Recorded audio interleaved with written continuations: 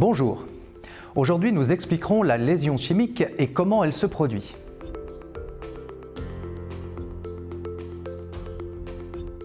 Une lésion chimique se fait quand un produit chimique se met en contact avec des tissus humains comme la peau ou l'œil.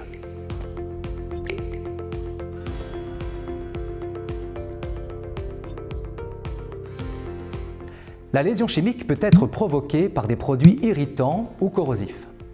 Les irritants peuvent causer des érythèmes, des rougeurs, des mangeaisons ou des sensations d'assèchement. En termes de destruction cellulaire, on peut donc parler de réaction faible. Néanmoins, il ne faut pas négliger l'aspect toxique qui peut être lié à la nature du produit. Prenons par exemple du white spirit, un produit irritant pour la peau, mais également toxique pour le corps humain.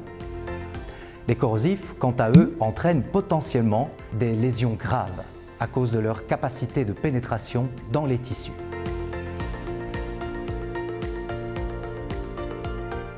Quoi qu'il en soit, le mécanisme d'action reste toujours le même. Le produit chimique entre en contact avec les tissus et reste en surface pendant un certain temps. Ce temps est déterminé par la zone corporelle touchée, la concentration du produit chimique et sa nature. On observe par exemple une différence entre les irritants et les corrosifs. Ensuite, le produit chimique pénètre dans les tissus et détruit les cellules en profondeur. Plus le produit chimique pénètre profondément, plus la lésion sera grave.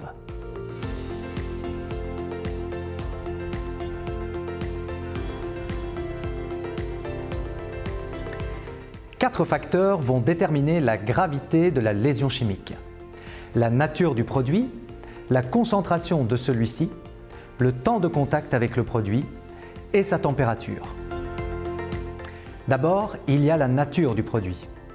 On peut constater des différences selon sa nature, qu'il s'agisse d'un acide, d'une base, d'un oxydant, d'un réducteur, d'un chélateur ou encore d'un solvant. Ensuite, nous observons des différences en fonction de sa concentration. Par exemple, c'est toute la différence entre un déboucheur WC et de la soude utilisée à concentration industrielle dans la gestion du traitement de l'eau. Le mécanisme de destruction est le même dans les deux cas. La cellule se liquéfie au contact avec la molécule d'hydroxyde de sodium.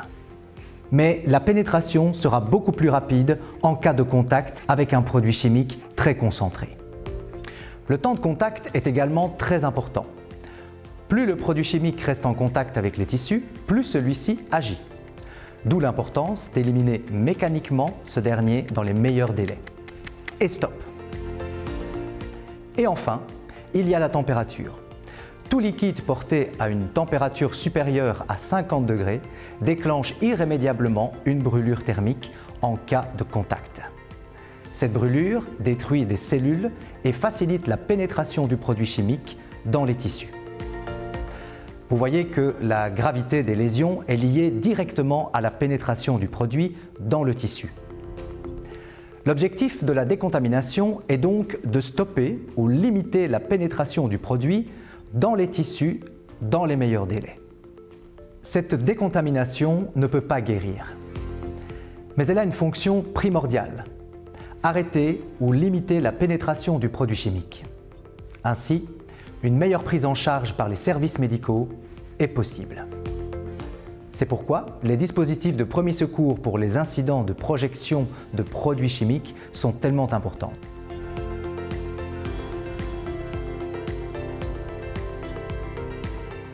Il y a trois types de zones à risque. D'abord, les zones industrielles, et notamment les zones de stockage, de production, de dépotage des produits chimiques ou de maintenance. Ensuite, il y a les laboratoires où les divers produits chimiques sont manipulés. Et finalement, à domicile, avec les produits ménagers comme le déboucheur WC, ciment, chaux, etc.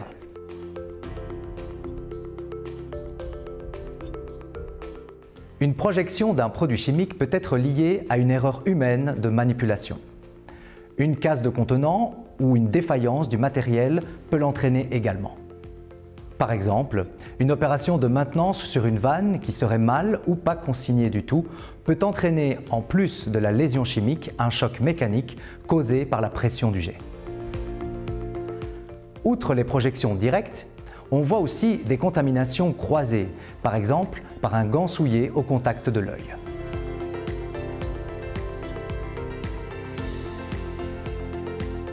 Les accidents sont malheureusement nombreux.